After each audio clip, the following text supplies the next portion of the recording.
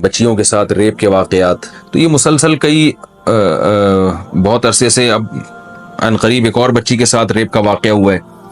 تو یہ جو ایسے واقعات ہمارے ہاں ہو رہے ہیں، لوگ پریشان ہیں ان کی روک تھام کیسے ہو، مجرموں کو عبرت ناک سزا ملے. تو یاد رکھیں کہ مجرموں کو عبرت ناک سزا ملنا تو وہ تو ظاہر ہے، اس میں تو دو رائے نہیں ہو سکتی، لیکن یہ خوب اچھی طرح ذہن میں رکھیں اس سے اس جرم کی روک تھام نہیں ہو سکتی. اس لیے کہ جب آپ کسی جرم کی وجہ اور اس کی جس وجہ سے وہ معاشرے میں وہ انارکی پھیل رہی ہے، اس وجہ کو جب تک آپ ختم نہیں کرتے، تو آپ کی مثال اس ڈاکٹر کی طرح ہے کہ کسی کے سر میں بار بار درد ہو رہا ہے اور وہ پیناڈول دے دے کے بس اس کو ختم کر رہا ہے. وہ یہ نہیں دیکھ رہا کہ اس کے سر میں درد ہو کیوں رہا ہے. تو جو اصلی طبیب ہے وہ ہمیشہ بیماری کی جڑ تک پہنچنے کی کوشش کرتا ہے. تو یہ واقعات باہر کے ملکوں میں تو بہت زیادہ ہوتے ہیں اور ہوتے رہے ہیں. ان کی کیلکولیشن اگر ہم آپ کو بتائیں تو آپ حیران ہو جائیں گے کہ ان کے ہاں تو ریپ کے واقعات صبح و شام ہوتے ہیں. اسلامی کنٹریز میں یہ واقعات نہ ہونے کے برابر تھے، لیکن یہاں بھی تیزی سے بڑھ رہے ہیں. اس کی بہت بڑی وجہ کیا ہے کہ میڈیا نے فحاشی کو بہت زیادہ عام کر دیا ہے. کو ایجوکیشن سسٹم دیکھیے، ایک آدمی کی جب بھوک کو آپ پورا نہیں کریں گے اور اس کے سامنے وہ بھوکا ہے اور اس کی بھوک کو بڑھانے والی ساری چیزیں موجود ہیں، اور اس کے سامنے آپ بار بار مرغن غذائیں لے کر آئیں گے، تو اس کا مطلب ہے کہ آپ اس کو راستہ دے رہے ہیں برائی کا، کہ وہ چوری کر کے یہ چیزیں کھانے کی کوشش کرے. دیکھیں اب گھر میں کیا ہوتا ہے کہ بچے کو جس چیز سے پرہیز ہوتا ہے تو دسترخوان پہ وہ چیز رکھی نہیں جاتی. بعض بچوں کو ڈاکٹر بتاتے ہیں چاول سے پرہیز ہے، ان کو کھانسی ہے، ان کے ساتھ یہ مسئلہ ہے، ان کو چاول نہ کھلائے.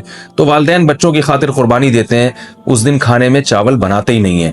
یہ نہیں کرتے کہ آپ بچے کے سامنے چاول مزے مزے سے لے کے کھا رہے ہیں اور بچے کو منع کر رہے ہیں کہ بیٹا تم نہیں کھاؤ، تمہیں پرہیز ہے. تو بچہ کہے گا نا کہ جب پرہیز تھا تو آپ نے بنایا کیوں، میرے سامنے رکھا کیوں. تو یہ سمپل سی مثال ہے کہ اللہ نے مرد اور عورت کی طرف ایک دوسرے کی رغبت رکھی ہے، مرد کی عورت کی طرف، عورت کی مرد کی طرف.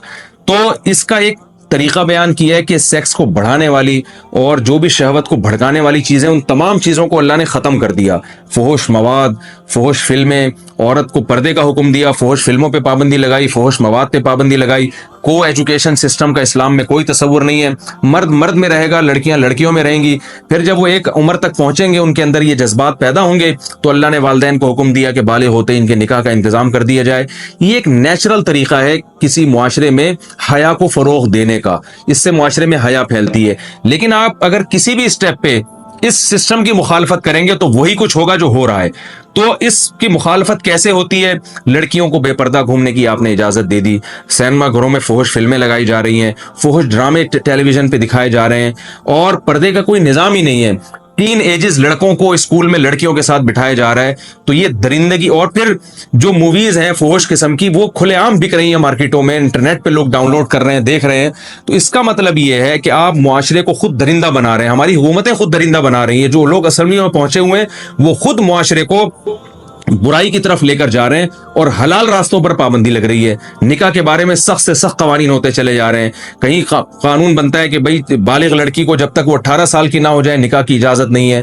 پھر قانون بنتا ہے کہ مرد کو دوسری شادی کی اجازت نہیں ہے، چاہے اس کی بیوی میں کیسے ہی فالٹ کیوں نہ ہو، کوئی خرابی کیوں نہ ہو، وہ اس کی ڈیزائرز پوری نہیں کر سکتی، لیکن آپ اس پہ پابندی لگا رہے ہیں وہ سیکنڈ میرج نہیں کر سکتا. چاہے وہ کسی بیوہ سے کر رہا ہو، کسی طلاق یافتہ سے کر رہا ہو، اس کا گھر بسا رہا ہو، لیکن آپ نے اس پہ بہت سخت پابندیاں لگا دی، 6 مہینے کی جیل اور لاکھوں روپے جرمانے ڈال دیا آپ نے اس کے اوپر. تو یاد رکھیں کسی بھی معاشرے میں جب حلال کو مشکل بنایا جائے اور حرام کے دروازے کھول دیے جائیں تو یہی بدترین واقعات ہوتے ہیں. ایسے ہی درندے پیدا ہوتے ہیں جو بچیوں کو ریپ کرتے ہیں، بچوں کو ریپ کرتے ہیں. یہ درندے ہمارے سسٹم کی پیداوار ہیں.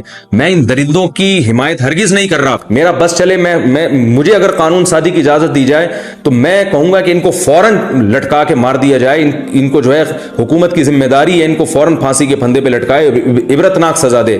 ہم ان کو کبھی بھی اپریشیٹ نہیں کر رہے، یہ معاشرے کے بدترین ناسور ہیں. لیکن خدا کی قسم اس سے بڑے مجرم وہ حکمران ہیں جو معاشرے میں بے حیائی کو فروغ دے رہے ہیں، جو اسکولوں میں کو ایجوکیشن سسٹم کو فروغ دے رہے ہیں، اور جو عورت کو پردے کا پابند نہیں بنا رہے. یونیورسٹیوں میں، کالجز میں، سرکاری دفتروں میں لڑکوں کے ساتھ جوان لڑکیوں کو بٹھا رہے ہیں اور اس پر کوئی روک ٹوک نہیں ہے. ایسے حکمران ان جرائم کے جو ہے نا، اور ایسے حکمران جو ہے اس قسم کے جرائم جو معاشرے میں پیدا ہو رہے ہیں ان کے اولین ذمہ دار ہیں.